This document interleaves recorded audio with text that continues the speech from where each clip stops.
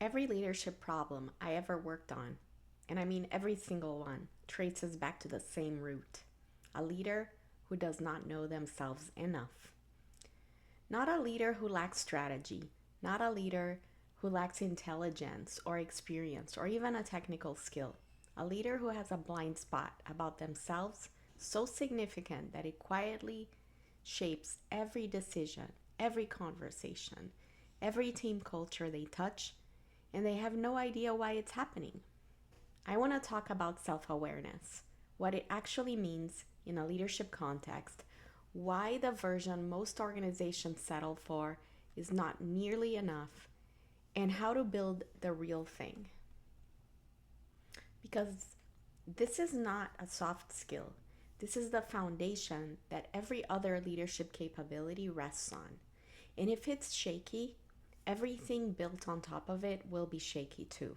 I'm Fernanda Brasileiro. I'm a leadership development consultant and coach, and self awareness is the stage one of the Ignite framework that I use with every leader in every organization I work with. There is a reason it comes first. Nothing else works without it. Let's get into it.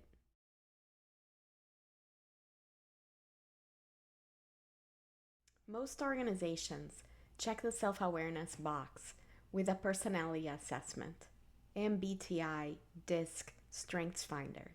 And these are genuinely useful tools. I use them myself, but they are a starting point. And many organizations and many leaders treat them as the finish line. Knowing you're an introvert or that your top strength is an achiever doesn't tell you how you behave when you're under pressure and someone on your team pushes back on you publicly. It doesn't tell you what triggers your defensiveness or why you tend to take over in meetings when the stakes feel high, or why you consistently underestimate how your tone lands with certain people on your team. Self awareness in leadership is the ongoing capacity to observe your own thoughts, emotions, and patterns of behavior, especially under pressure, and to understand how they're affecting the people around you.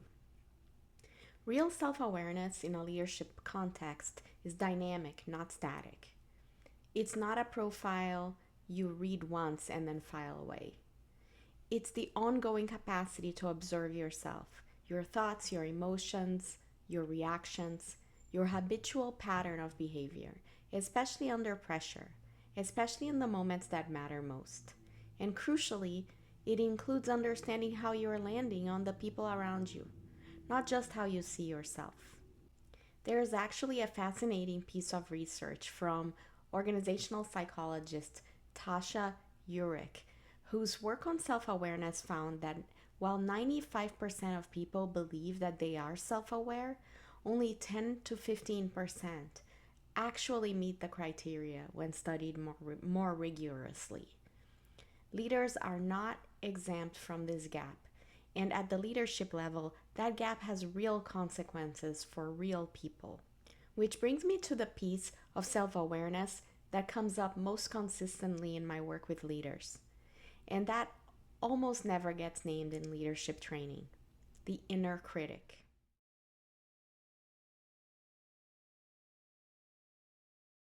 The inner critic is the internal voice that tells a leader they are not enough, or that they need to be in control to be safe, or that showing uncertainty will cost them the respect of their team. This is the part of them that learned at some point in their life that worth had to be earned through performance or perfectionism or self sufficiency.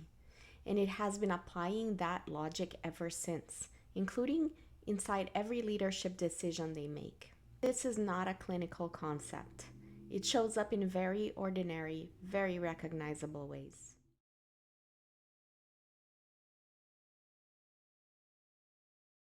It shows up as the manager who cannot delegate because handing off the work feels like losing the proof of their own value. It shows up as the leader who dominates every meeting because silence feels like a loss of control, and a loss of control feels dangerous. It shows up as the executive who avoids difficult conversations until they become crises, because confrontation triggers a deep fear of being disliked or getting it wrong. It shows up as the leader who receives feedback with grace in the room and then privately dismisses it, because the inner critic is already busy protecting their self image. Here's what makes this so significant at the organizational level. When a leader's inner critic is in the driver's seat, it is largely unconscious, so they genuinely do not know what's happening. It does not affect just them. It shapes the culture of the entire team. A leader that is driven by fear of imperfection creates teams that are afraid to take risks. A leader that's driven by a need for control often creates teams that stop bringing ideas because the ideas always get overridden. A leader who has learned to suppress vulnerability creates a team where psychological safety never really takes root. Even if that leader would describe their culture as open and collaborative. The inner critic is not a personal quirk, it is a leadership risk, and it is one that very few organizations are accounting for.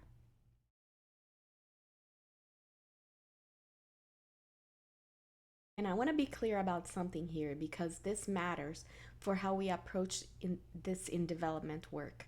The inner critic is not a character flaw, it's a learned pattern, often a very old one, and it made sense in the context in which it was developed. The work is not about attacking it or trying to eliminate it. The work is about developing enough awareness to recognize it when it's showing up. Name what's happening and make a more intentional choice. This is the shift from reactive leadership to what I call intentional leadership, which is actually a later stage in the Ignite framework. But it starts here with the inward work.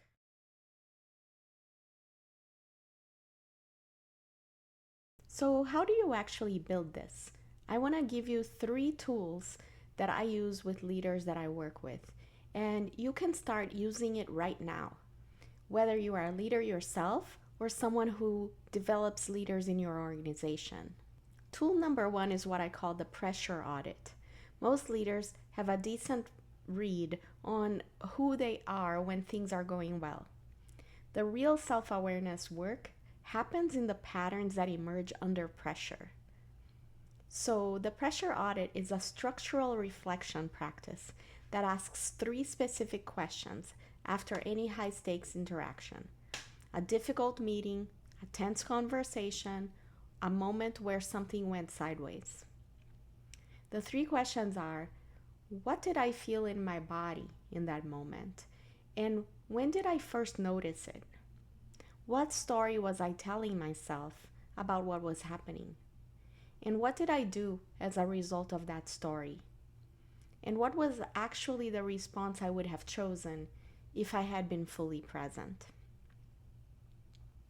This is not a long exercise, 5 to 10 minutes of honest writing after a significant moment. What it builds over time is the ability to see the gap between stimulus and response, which is where all of your leadership leverage actually lives. Viktor Frankl described that space as the place our freedom lies, and he was right. You cannot work with a pattern you cannot see. Tool number 2 is what I call calibrated feedback seeking, and it is different from just asking for feedback. Most leaders who think they're open to feedback are actually open to feedback that confirms what they already believe about themselves. Calibrated feedback seeking is intentional and specific. It means identifying 1 or 2 people in your professional world whose judgment you trust and who are not dependent on your approval, and asking them a very precise question. Can you tell me about a time you watched me in a meeting or a conversation and thought, that's not quite landing the way you think it is? What did you observe? The specificity matters because vague requests for feedback get vague answers. You're not asking, how am I doing?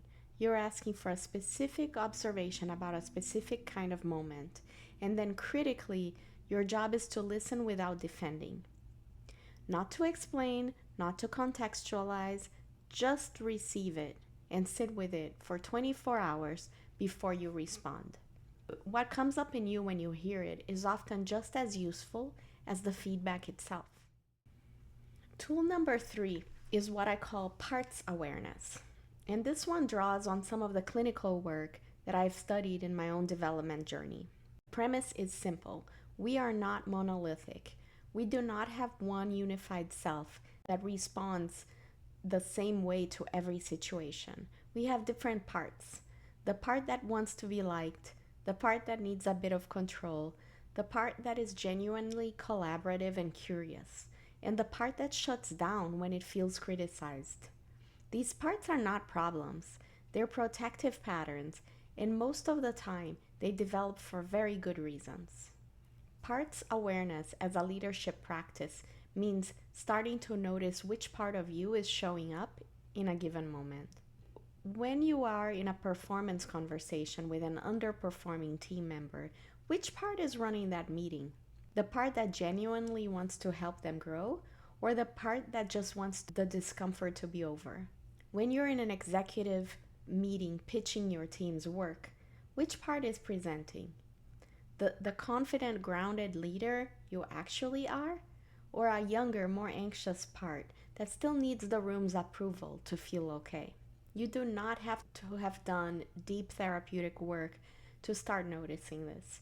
You just have to start asking the question, who's showing up right now? That question alone creates a moment of separation between the automatic response and the intentional one, and that separation is where leadership grows.